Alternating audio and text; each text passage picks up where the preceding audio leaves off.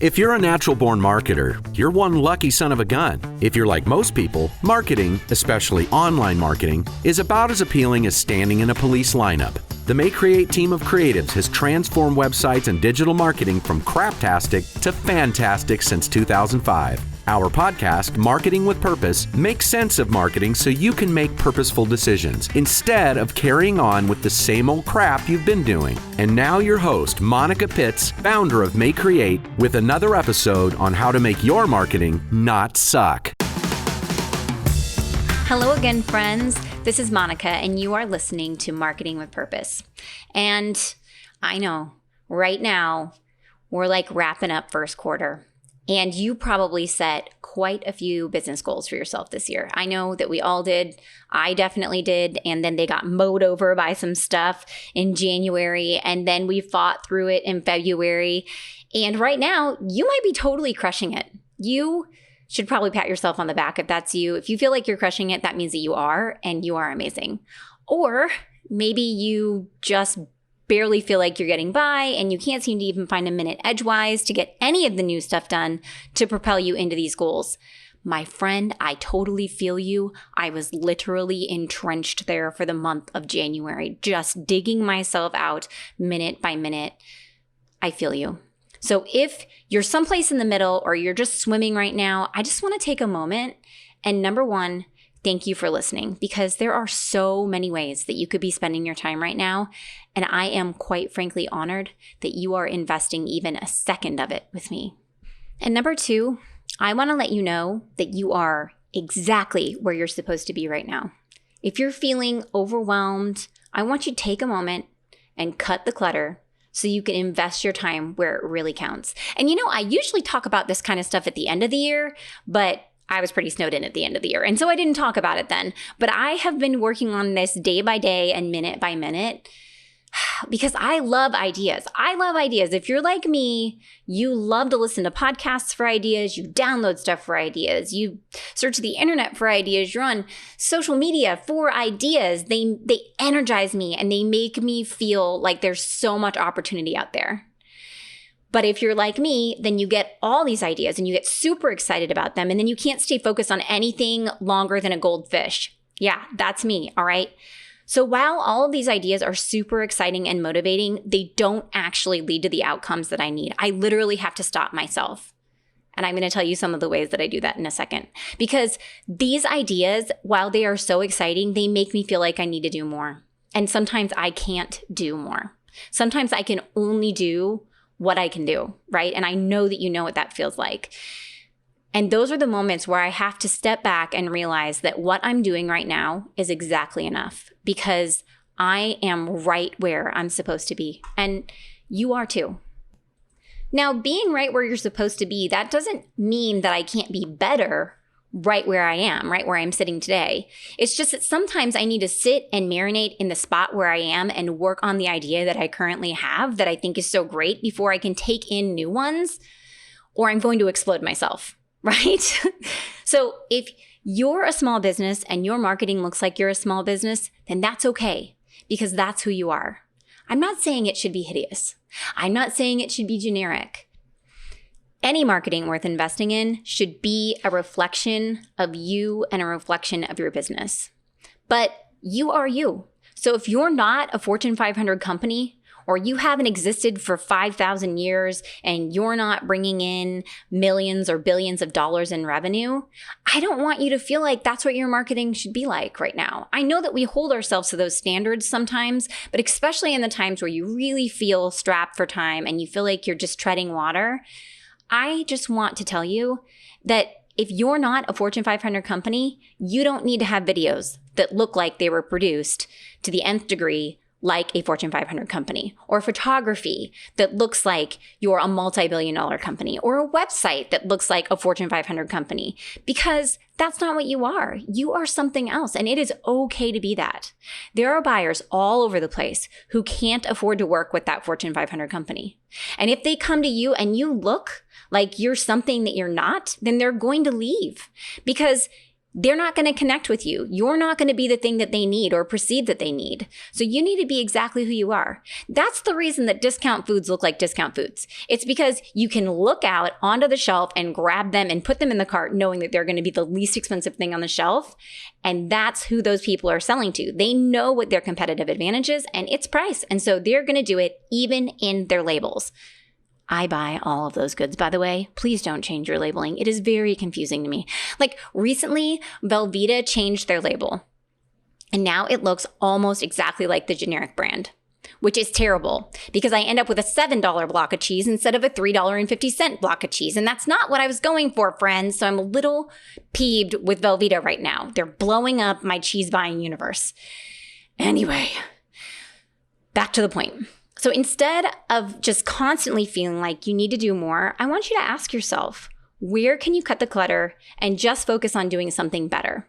Because you don't need to have 45,000 different social profiles. You can just be good at one. And then once you've mastered one, you can be good at two. You don't need to do it all. It's okay. And also, you need to forgive yourself for not growing lightning fast. There are so many speakers. I'll go to a conference and somebody will stand up and be like, I grow lightning fast and this is what you have to do. You have to work a billion gajillion hours and then you're going to be so amazing and you're going to be completely worn out and you will have absolutely neglected your family and then you're going to have a complete emotional breakdown. Actually, that's what they don't tell you. They just tell you you got to work real hard and grow lightning fast. I disagree with that. Sometimes when you're working with a really limited budget, you need to grow slow and you need to learn your lessons along the way and not completely erupt yourself. You can grow slow and figure it out as you grow and build the most amazing and sustainable business out there. Something that's a rock. You can do that and you can grow slow. You don't have to do it huge and fast. You don't have to, even though people tell you that you should. You don't have to do that. I didn't do that. You don't have to do it either. You can give yourself permission to not grow 50% this year. You can give yourself permission to just stay right where you are. That's been my goal. Some years, that's it. It's not to make more money. It's just to do what we do and do it exactly the same way we did last year. And that's a fine goal to have. You don't always have to grow. If you're swimming because you just want to grow, maybe you need to take a step back and say, is that really important to you right now? Is that what you really, really want? Because you are where you are right now, and that's where you're supposed to be. What could you do differently to have a slightly different outcome? And I know some of you are sitting over there thinking, yeah, Monica, yeah. But here's the deal. I just made this decision in my marketing and I put all this energy into it and it didn't work. And I just belly flopped. So I clearly suck. Friends, I get it. I have screwed up so hard so many times. It's like not even real. But if it didn't work, but you knew it was like the best idea, then I just want you to go look at it with a fresh set of eyes. Once you can maybe let some of that emotion go of being angry because it didn't work. And ask yourself, is there a different way that you could go about it? You don't have to start all over again. Could you give it a different title or a different name or a different graphic? Try to reimagine it as something else because it's never really done until it works, right? If you're beating yourself up because you think, oh man, I don't have a fancy enough logo or I don't have fancy enough business cards. Here's the deal, friends. You might not need a fancy logo at all. You might not even need a business card at all. One of my least favorite things is when people come into my office and they tell me I need to have a brochure before I can go sell anything for my company or before I can start asking for donations from my organization. And you know what I tell them? No, you don't. You don't need a brochure. You need to know why you do what you do. You need to know who you are and why you do an amazing thing and why you're better than the rest of the competition. You need to know what your customer needs and how you're going to deliver it to them exactly the best way that you know how to do it.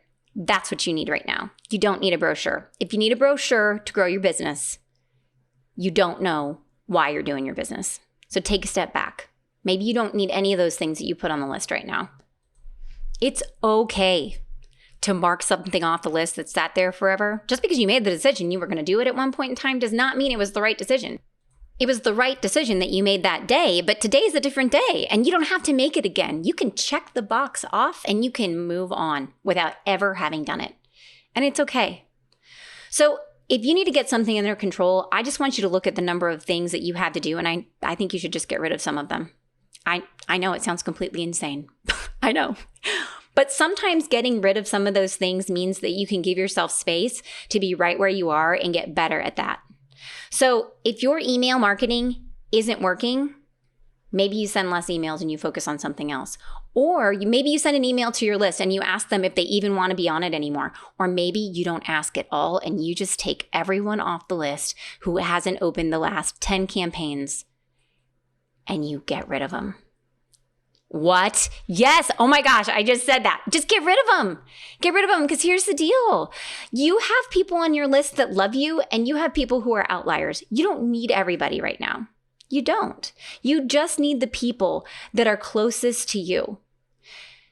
You have no idea how much better your open rate and your click-through rate will be if you get rid of the outliers, because you don't need everybody on your list. You just need the people that love you, and you need the people that share your values and your mission. They're going to be your supporters, and you can support them and champion them. So don't worry about everybody else. You can just get rid of them. It's okay. And you can send less emails. It's okay. It's okay to do that. And if you have FOMO, I have FOMO, then I want you to unsubscribe from the podcasts that don't serve you. The ones that you haven't listened to for like the last 20 episodes that they've dropped. Yeah, because you're their outlier, okay? And it's okay to not want to do it right now. You can always resubscribe when you have time to listen to it again. I also want you to unsubscribe from those text messages that keep popping up on your phone and distracting you. Just reply stop every time you get one. Just stop. That's it. And then delete it from your phone. The whole string. You don't need it anyway. You can get back on that list whenever you want to, but you don't need it right now. You don't need more things and more sales pitches to be coming at you. Just clear out the clutter. You don't have time for it. And unsubscribe from those email lists too. If you're an outlier, you don't need to be on their list either. In a way, you're really doing something good for their list by jumping off of it, because you're not supposed to be there right now. You're supposed to be where you are, and you need to clean out the space so that way you can work and do your best work. Don't download that extra thing that you think is going to give you all the ideas right now, that you're like, oh, this is perfect for future me. No. You only need the things for current me right now, okay? So you can either like save it and put it in the someday folder, but you really don't have to download it at all. You don't. It's just one more thing for you to consume. It's just one more idea that's going to potentially influence your decision-making and distract you from what you're supposed to be doing right now. If you have everything that you need right now to do your job and make your decisions, then you need to do your job and you need to get it out there, because perfection is your worst enemy, my friends. Done is better than perfect. Stop taking in all the stuff and get out of your own way and make a decision about whatever it is that you're working on, and just do it and just get it done. Because from that decision, you're going to learn something, whether it be that you should have done it another way, or that you did it okay, or that you did it amazing. You can't know until you actually do it. Okay. So you can't just sit around forever in this non-ending cycle of paralysis by analysis. You know, I love my brother. He was actually on this podcast just a few episodes ago. He was telling us all about Google Workspace, but that man, I swear, he analyzes stuff to the nth degree. You know, once he had so many options for how he could put a fence up around his house that he never put up a fence around his house because he couldn't decide the right way to do it. He gave himself too many options and he just couldn't make a decision. When really what he needed to do was put up a fence. Go out. Find the information that you need to make your decisions, and then do not read anything else that doesn't serve you right now. Get it done instead. And then allow the universe to bring you the other things that you need to make it better after you get it out there. Can you do that for me? These are the gifts that I'm giving to myself right now, that I have been giving to myself since I started almost literally drowning in work in January. Because the universe handed me a card that I just really didn't think I was going to be dealt, right? And I know that you face the exact same thing in your organizations every single day. So the only thing that we can do is create space for ourselves. And that means getting rid of the clutter. We don't need to be outliers, and we don't need to have outliers either. Go through the things that distract you every day. Get rid of those texts. Get rid of the emails. Unsubscribe from the podcast. Don't let yourself download anything else that doesn't serve you, please. Instead of gathering so many more new ideas because they make you feel safe and comforted, don't. Make a decision to work on the thing that you know is right and be good at it right now. Make it better right now instead of trying something different. And instead of agonizing over the thing that you might want to do in the future, that some marketer or some salesperson is telling you that you have to do, or else your life will be over and your business or organization will completely fail, right? Love those people. Love them. Actually, no, I don't love them at all, which is why I'm talking to you about this. Anyway, so you can tell I feel really passionate about this, but I just want you to know that you are amazing. And you do amazing things. And even if you got a curveball this year, it's okay because you can make a decision. You can be better exactly where you are. You don't have to be any bigger if you don't need to be right now. You don't need to try some new marketing crazy mumbo jumbo. You don't need to have any more employees. You can be a rock star exactly right where you are. Use the information that you have right now to make the best decision that you can possibly make and keep moving forward. You are a rock star right where you are, okay? Don't forget it. Now take that awesome sauce and go forth and market with purpose. Thanks again for listening to Marketing with Purpose. Head over to mayecreate.com, MAYECREATE.com. Yeah, you heard me right, MAYECreate.com for podcast notes and more resources to grow your business. Don't let your marketing suck. Get your pride on. Market with Purpose.